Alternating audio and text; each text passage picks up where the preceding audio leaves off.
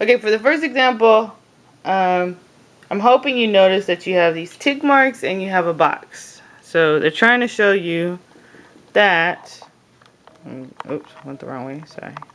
Let's see if it's going to focus though. It doesn't look like it. Should autofocus, but it's not. Sorry. Ooh, I'm probably giving someone Virgo.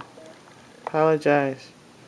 Doesn't look like it's going to focus for me. Alright, so if I see the tick marks and I see a box, I have a perpendicular bisector. CA is the perpendicular bisector. So AB, since CA, I'm going to write that, is a perpendicular bisector. Therefore, AB is congruent to AD. So I'm going to just put 2 tick marks. So now I can set up my equation. Basically, my 2x is equal to my 5x plus 12. And then we're going to solve for x. So I'm going to subtract my 5x on both sides. And then that would give me negative 3x equals 12. Then divide by negative 3, x equals negative 4. Okay. Now, on this next example, use what we saw on equal distance. Now look, we have the box showing perpendicular from, and right here this is showing my angle bisector. So your hint is that LM is congruent to MK. They're equal distance on the angle bisector. Now, for example 1 on the next page over here, we are going to use the wording because it says that RA is a bisector of the angle. So here's your arcs to show that the angles are being bisected, and those are going to be congruent. So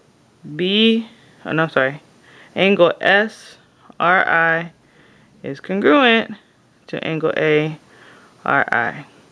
Therefore, 4x plus 27 is equal to 7x. We're going to use that to solve for x.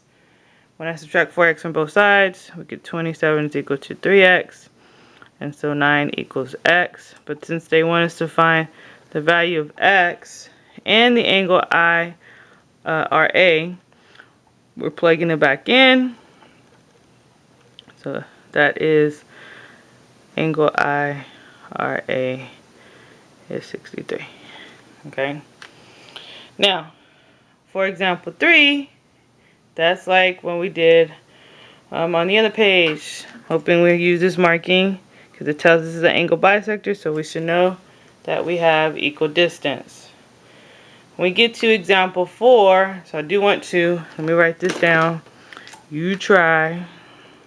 Okay. Now when we get to example 4 down here, what they're trying to show you is, with all these boxes right here, is that we have altitude. No, it says with all the angle bisectors. I'm sorry, it says right there that you have angle bisectors. So I was going to say, wait a minute. So if these are all angle bisectors, then this point P lies on the angle bisector and is equal distance. So PC is equal distance to PB, and PD is equal distance to PD. They are going to be the same distance. So if I know PB, find PB. So if I know CP is 3, then PB is 3, and so is PD. P did it. Alright. So you try the next one.